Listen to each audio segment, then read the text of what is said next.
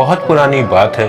किसी जंगल के किनारे एक नगर के बाहर एक छोटी सी झोपड़ी थी, जिसमें एक बुढ़िया और उसका 10 वर्ष का पोता रहा करते थे। बच्चे के माता पिता अर्थात बुढ़िया के बेटे और बहू की मृत्यु कई वर्ष पहले किसी बीमारी की वजह से हो गई थी।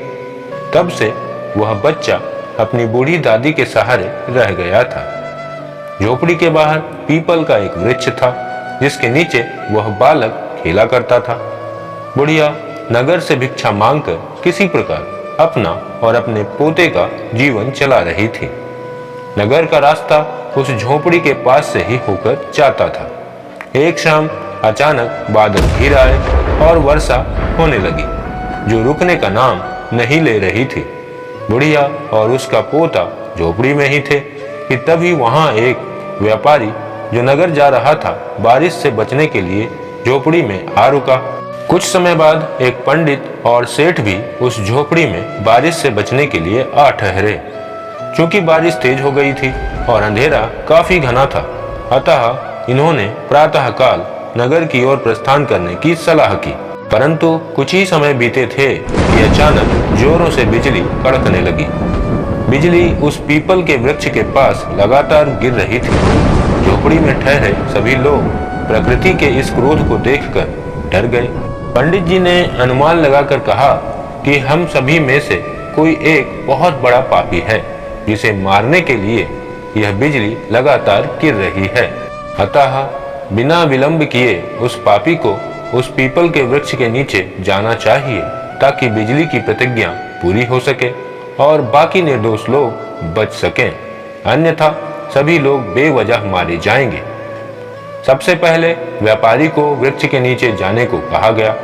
डरता हुआ ईश्वर को याद करता बेचारा वृक्ष के नीचे गया, परंतु इस बार बिजली नहीं गिरी और वह सकुशल झोपड़ी में आ गया।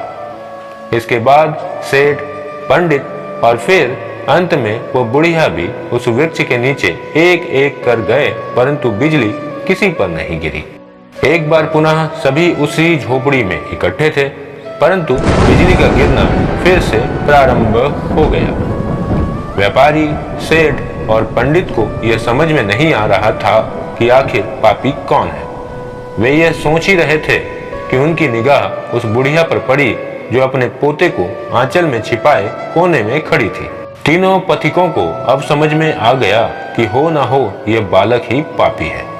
अतः वे बालक को वृक्ष के पास भेजने के लिए बुढ़िया पर जोर देने लगे, परंतु बुढ़िया गिड़गिड़ाने लगी, क्योंकि उस बेचारी का उसके पोते के सिवा इस दुनिया में और था ही कौन। बुढ़िया ने मिन्नतें की, पर तीनों ने बच्चे को बुढ़िया से अलग कर बच्चे को पेड़ की तरफ धकेल दिया। वो बच्चा पेड़ के पास जा गिरा। बुढ़िया भी अपने पोते को बचाने के लिए उस पेड़ की तरफ दौड़ी। जैसे ही बुढ़िया और उसका पोता झोपड़ी से बाहर निकले, बिजली झोपड़ी पर गिरी और सेठ, व्यापारी और पंडित उस अग्नि में जलकर भस्म हो गए। अतः ये कहानी हमें ये संदेश देती है कि मानव द्वारा बनाए गए समाज में हम लोगों को ब्राह्मण, क्षत्रिय, वैश्य तथा शूद्र के रूप में तो बांट सकते हैं और दंड का प्रावधान भी उनके सामाजिक प्रतिष्ठा के अनुसार तय कर सकते हैं, परंतु ईश्वर तथा प्रकृति के दंड विधान से नहीं बच सकते।